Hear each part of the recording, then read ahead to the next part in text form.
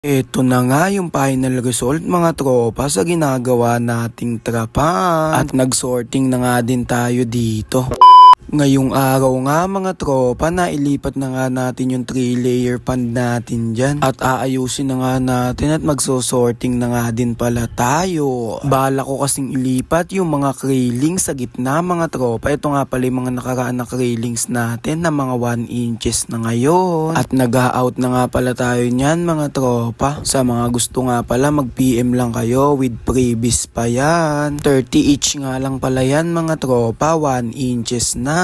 Kaya sa mga gusto mga tropa, mag-PM lang kayo sa page ko, may available pa tayo nyan. At dito pinagpatuloy ko nga lang yung panguhuli dito mga kaibigan. Dahil siksikan na nga din kasi sila sa lumang pand na yon at may isang batch pa na nakalagay doon, yung mga 1 week old. Tapos eto nga pala, more than 1 month na nga pala yan mga tropa at 1 inches na. At limited stock nga lang pala din tayo, kaya sa mga gusto mag-PM na kayo mga tropa. At sa mga wala naman pambili, magpapamigay nga pala tayo niyan mga tropa, basta mag-follow lang kayo sa TikTok account ko. Kaya mag-follow na kayo mga tropa, pati sa page ko na to. At bibilangin ko nga lang din mga tropa yung mga ililipat natin dito sa main pan. Sa gitnang pan nga pala mga tropa na itong ginawa natin na 3-layer pan. Kaya dali-dali na nga natin nilipat dito yan mga tropa at binibilang natin. Balak din kasi nating magtira dyan mga tropa ng pangkain sa Pasko.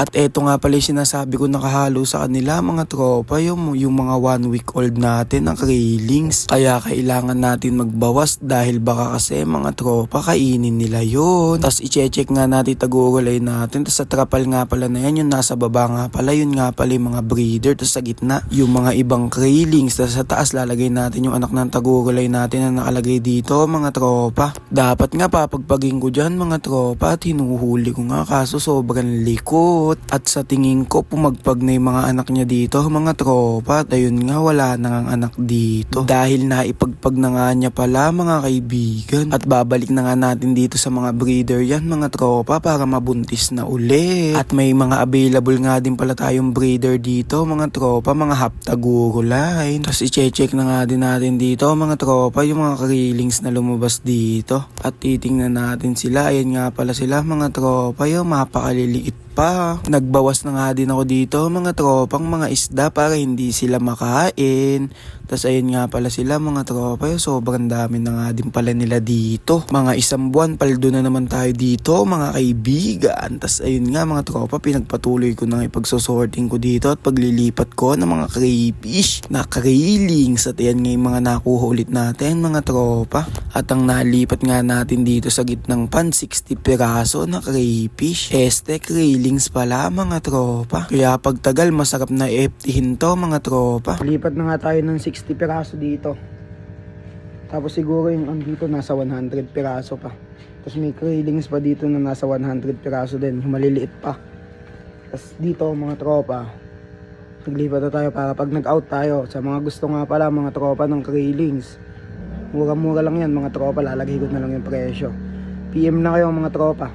At dahil di pa nga tayo mga tropa nakakapaglagay dito ng filtration, ayusin muna natin yung aeration natin dito para hindi buhol-buhol at maglalagay din kasi tayong trapal mga tropa sa taas. At nung naayos na nga natin mga tropa, naglagay na nga tayong isa pang trapal sa taas. Pero hindi muna natin papawalan yan mga tropa dahil mag-aayos muna tayo ng filtration setup natin. Pag naayos na natin yung filtration setup natin, all goods na mga tropa. At ayan na nga pala mga tropa yung itsura niya, no? Ang kulang na nga lang pala dyan mga tropa yung filtration natin. Kaya wala na tayong puproblemahin at may binili nga ulit tayong bakal dyan mga tropa. Dahil gagawa pa nga tayong isang 3-layer pan pa. Dahil wala nga tayong ginagawa na ngayon mga tropa, sisimulan na natin yung project natin na isa pang pan.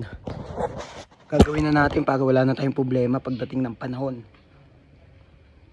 Dahil sobrang dami natin buried mga tropa at kailangan natin ng pawalaan, kaya maghahanda na tayo ngayon pa lang para paldo-paldo na mga tropa. At ayun nga, ginawa ko nga lang dito mga tropa at mas mabilis nga natin gagawin ngayon yan. Baka hindi ko na din ma-vlog mga tropa yung buong paggawa natin dito mga tropa. Tapos sa mga gusto nga pala ng welding mask na yan mga tropa, napakahirap kasi ng ginagamit natin, kaya buti na lang nakabili tayo ng magandang welding mask dito. Yung auto darkening nga pala pala na welding mask. Sa gusto nga pala niyan, lalagay ko na lang sa comment section mga tropa yung link at bumili na kayo. Nung nakakaang gabi kasi mga tropa, nanakit yung mata natin at hindi tayo makadilat, kaya napag-isipan natin na mag-invest na ng magandang welding mask. Pag nabulag kasi tayo mga tropa, kawawa talaga tayo. At siguro hanggang dito na lang mga tropa. Ayun na yun yung mga kalapati natin, tatanggalin nga natin yung pinagdadapuan nila dito. At hanggang dito na nga lang mga tropa, maraming salamat nga pala sa panonood dahil nung araw na yun sobrang dami din nating ginawa. Siyempre bago yan, ika muna, bye bye.